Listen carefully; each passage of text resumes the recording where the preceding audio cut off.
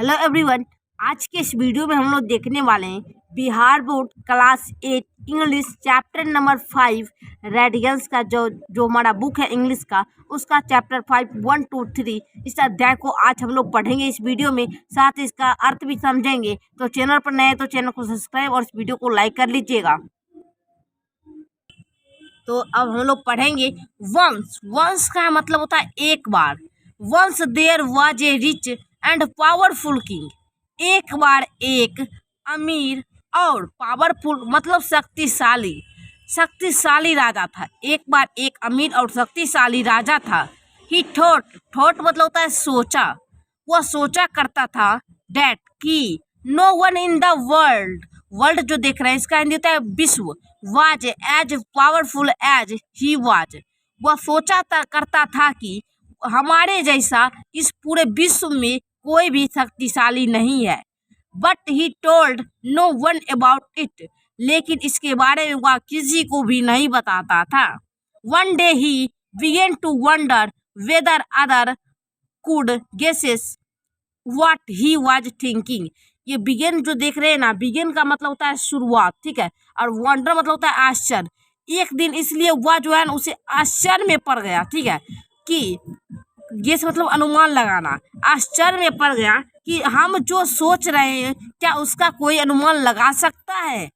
So he called it, इसलिए वह कहा ऑल हिज ऑफिसर्स, ऑफिसर मतलब होता है अधिकारी, and servants and ask them to tell him what thought was in his heart.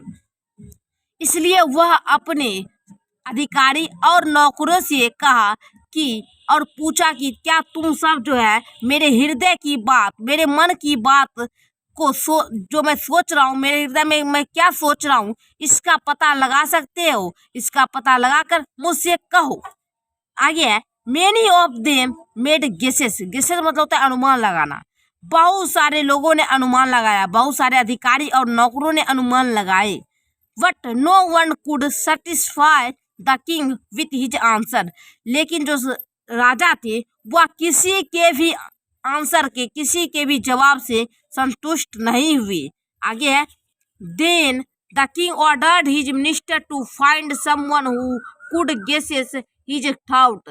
तब वह राजा को आज्ञा दिए, तब वह मंत्री को आज्ञा दिए, अपने मंत्री को, कि तुम पता लगाओ इस कि मेरे मन की बात, ऐसे आदमी का पता लगाओ जो मेरे मन की बातों को पढ़ सके, सोच सके। आगे है he give the minister exactly a month time to find that person. Exactly मतलब होता है ठीक ठीक।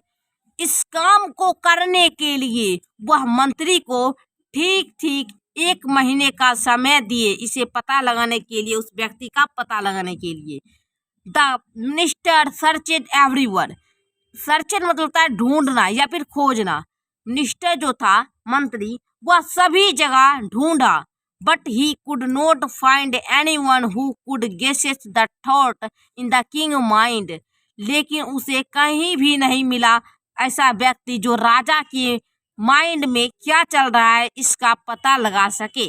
As the month was coming to a close, महीना जो था वह समाप्त होने लगा। The minister became quite desperate, ठीक है, डेस्परेट तो इसका मतलब हुआ निराश। डेस्परेट मतलब होता है निराश। इसलिए मंत्री जो था वह बिल्कुल, क्वाइट मतलब बिल्कुल, बिल्कुल ही निराश हो गया, निराश बन गया। But his daughter cheered him up. Cheered मतलब होता है खुशी प्रकट, ठीक है, खुशी प्रकट करना या खुशी, किसी को खुशी दिलाना। लेकिन उसकी बेटी जो थी उसे खुशी दिलाई, किसे, मंत्री को। यह कहकर, बाय सेइंग, यह कहकर कि she would find the right man for the job, वह इस काम के लिए अच्छे आदमी का पता लगाएगी। यह कहकर मंत्री को खुशी दिलाई। ऑल राइट, बिल्कुल ठीक, let's see what you can do said the minister. मंत्री ने जवाब दिया, मैं भी देखता हूँ कि तुम यह काम कैसे करती हो। आगे है हमारा when the appointed day arrived. Appointed मतलब होता है, अपॉइंटेड मतलब होता है निश्चित किया गया समय, निश्चित किया गया समय। जब निश्चित किया गया डे मतलब जब निश्चित दिन, जब निश्चित किया गया समय दिन आया, ठीक है, महीना जो पूरने वाला था, एक महीना जब पूर गया, निश्चित समय का दिन आया जो, the minister daughter brought home a fool, minister की बेटी ने अपने घर एक मूर्ख को लाई। The man was a shepherd in their farm, man जो था, आदमी जो था, वह एक गरेरियर था जो कि खेत में था। खेत में से एक गरेरियर को उठाकर लाई, कौन? मिनिस्टर की बेटी, मंत्री की बेटी। The young women asked her father to take the shepherd to the king, जवान लड़की जो थी, उसकी बेटी, मिनिस्टर की बेटी, उसने अपने पिता से कहा कि पिताजी आप इस गरेरियर को राजा के पास ले जाइए। The minister was shocked at his daughter choice, मंत्री जो थे वह अपनी बेटी की पसंद पर खामोश हो गए। शॉक्ड मतलब होता है खामोश हो जाना, अचंभित हो गए। But since he trusted his daughter, लेकिन उनको जो था अपनी बेटी पर पूर्ण भरोसा था, विश्वास था। ट्रस्ट का हिंदी होता है भरोसा, ठीक है। आगे है, he took the shepherd to the king court, इसलिए वह जो थे वह गरेरियर को राजा के दरबार में ले गए। आगे है हमारा यहाँ पर, the court has already assembled, already मतलब होता है पहले से ही, दरबार जो था वह पहले से ही, सभा जो थी वह दरबार में पहले से ही लगी थी। The minister presented the shepherd to the king, मंत्री गरेरियर को लेकर राज दरबार में उपस्थित हुए। When the shepherd lifted his eyes to look at the king, जब गरेरियर दरबार में पहुंचा तो वह राजा के लिफ्ट दाहिने आंख को देखकर देखा और तब कहता है, the king held up one finger, और वह अपने एक राजा जो थे वह जब उसे देखा आंखें में, जब गरेरियर राजा की आंखों में देखा तो राजा एक उंगली जो थे वह खड़े कर दिए। एट दिस, इस पर, the shepherd had two finger, वो जो गरेरियर था वह अपने दो उंगली को खड़े कर दिया। Then the king held up three finger, तब राजा ने तीन फिंगर को खड़े कर दिए, तीन उंगली को खड़े कर दिए। But at this the fool shook his head violently and try to run away, वह वायलेंटली मतलब था जोर, इस पर जो था वह मूर्ख गरेरियर अपने सिर को जोरों से हिलाया और भागने की कोशिश की। The minister could not understand what happened, mister मंत्री को समझ में नहीं आया कि क्या हुआ। He begged the king to explain thing to him, इसलिए जो है वह अनुरोध किए, राजा से इस पर अनुरोध करने के लिए कहे, ठीक है। आगे यहाँ पर हमारा है, when I held up one finger said the king, इस पर जो है मंत्री जो थे वह पूरा अति इस विस्तार से राजा को समझाते हैं कि इसका क्या मतलब हुआ।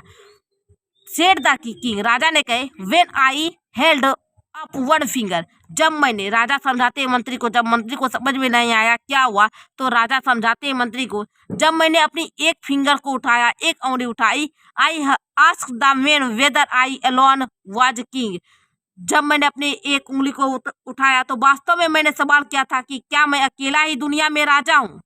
Y holding up two fingers, उसने, गरेरियर ने तब अपनी दो उंगलियां उठाया, वह कहना चाहता था कि कम से कम भगवान भी हैं जो कि उतना ही शक्तिशाली हैं जितना शक्तिशाली तुम हो। He reminded me that there is also God who is least as powerful as I am, वह याद दिलाना चाहता था राजा से कि तुम्हारे जैसा शक्तिशाली भगवान भी हैं। Then I asked him whether there was a third and he strongly denied the existence of a third, ठीक है। फिर मैंने जब अपनी तीसरी उंगली उठाई, मैंने पूछा कि क्या कोई तीसरा भी है, उस पर गरेरियर ने सख्ती से सिर हिलाते हुए इनकार कर दिया था। राजा ने कहा कि इस आदमी ने तो सच में उनके दिमाग को बड़े आसान से पढ़ लिया। मैं आगे आता, this man really read my thought, तब राजा ने कहे या तो सच में मेरे विचारों को पढ़ लिया। I have been thinking that I alone was powerful, but he was reminded me that there is also God, but no third. मुझे लगता था, मैं सोचता था कि इस दुनिया में मैं ही अकेला शक्तिशाली हूँ, लेकिन उस ग्रेडियर ने मुझे याद दिलाया कि भगवान भी है और लेकिन तीसरा कोई नहीं है। तो इसी प्रकार हमने इस चैप्टर को पूरा पढ़ लिया। फिर हम लोग अगले वीडियो में अगले अध्याय का क्वेश्चन आंसर जाने, इस अध्याय का क्वेश्चन आंसर एंड अगले अध्याय का भी पढ़ेंगे हम लोग। आप लोग को इस चैनल को सब्सक्राइब जरूर कर लीजिएगा, क्योंकि आप लोग को इस चैनल पर क्लास 8 की सभी विषयों की तैयारी करवाई जाती है। तो धन्यवाद।